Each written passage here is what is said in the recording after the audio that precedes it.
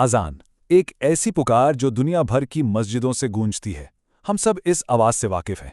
ये सिर्फ नमाज का बुलावा नहीं, बल्कि इस्लाम की एक बहुत बड़ी पहचान है। लेकिन कभी सोचा है कि इसकी शुरुआत हुई कैसे थी?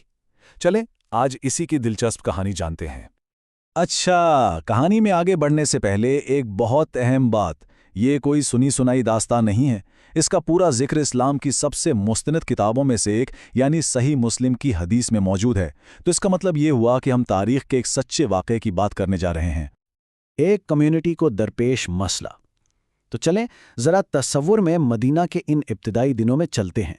एक नई मुस्लिम कम्युनिटी बन रही थी और वो अपने रोज़मर्रा के मामलात को आप कह सकते हैं कि सेट कर रहे थे। तो मदीना में मुसलमान नमाज के लिए इकट्ठे तो होते थे, लेकिन उनके सामने एक मसला था। वो बस वक्त का अंदाज़ा लगाते और मस्जिद में इंतज़ार करते, कोई एक पक्का इशारा नहीं था। अब जाहिर है उस वक्त कोई घड़ियां या अलार्म तो थे नहीं, तो लोग बस अपने अंदाजे से आते थे। कभी कोई जल्दी आ जाता, कोई लेट। तो जमात के लिए सबको एक वक्त पर जमा करना बड़ा मुश्किल काम था। तो फिर सवाल ये था कि आखिर सबको नमाज के लिए ठीक वक्त पर कैसे जमा किया जाए। ऐसा कौन सा तरीका हो सकता है जिससे सब लोगों तक एक ही वक्त में पैगाम पहुंच जाए और वो नमाज के लिए आ सकें? एक इशारे की तलाश। तो इस मसले को हल करने के लिए एक मीटिंग हुई। सब सहाबा कराम इकट्ठे हुए कि चलो मिल बैठकर इसका कोई हल निकालते हैं। तो एक दिन जब सब इस मामले पर बात करने के लिए जमा हुए, तो अलग अलग ख्यालात सामने आए।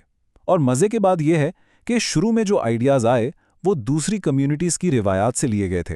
मतलब ये देखा गया कि दूसरे मज़ाहिब के लोग अपनी इबादत के लिए कैसे इकट्ठे होते हैं। तो इस मीटिंग में दो बड़ी तजावीज़ सामने आईं। एक तजवीज़ ईसाई रिवायत से आई कि 1 घंटा बजा दिया जाए, जैसे गिरजाघरों में होता है। दूसरी तजवीज़ यहूदी रिवायत से थी कि एक कुरना यानी जानवर का सींग फूंका जाए। एक फैसलाकुन तजवीज़। तो अभी इसी बात पर बहस चल रही थी कि घंटा हो या कुरना, कि एक बिल्कुल ही अलग, एक बहुत ही सादा सी तजवीज़ सामने आई। और इस एक तजवीज़ ने सारी बातचीत का रुख ही मोड़ दिया। और ये तजवीज़ थी हज़रत उमर बिन अल-ख़त्ताब रज़ियल्लाहु अन्हु की। उन्होंने बहुत ही सीधी सी बात की। उन्होंने कहा, तुम एक आदमी ही क्यों नहीं भेज देते जो नमाज का ऐलान करे? मतलब किसी चीज़ के बजाय एक इंसान की आवाज़ का इस्तेमाल क्यों ना किया जाए? पहले मुअज्जिन की अजान, और जैसे ही हज़रत उमर ने ये बात कही, ये सबको बेहतरीन हल लगा। बिल्कुल, और बस इसी लम्हे वो तारीखी फैसला हुआ जिसने हमेशा के लिए मुसलमानों की इबादत का एक अहम हिस्सा कायम कर दिया।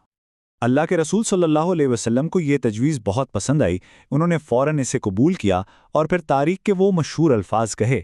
उन्होंने हज़रत बिलाल की तरफ देखा और फरमाया, ए बिलाल, उठो और नमाज का ऐलान करो। और इस तरह बिलाल इब्न रबाह, जो पहले गुलाम थे और जिनकी आवाज़ बहुत बुलंद और खूबसूरत थी, इस्लाम के पहले मुअज्जिन बने। और ये इंतखाब खुद एक बहुत बड़ा पैगाम था। एक ऐसे शख्स को ये एजाज़ देना जो कभी गुलाम थे, ये इस्लाम में बराबरी की सबसे बड़ी मिसालों में से एक है। एक लाजवाल मिरास।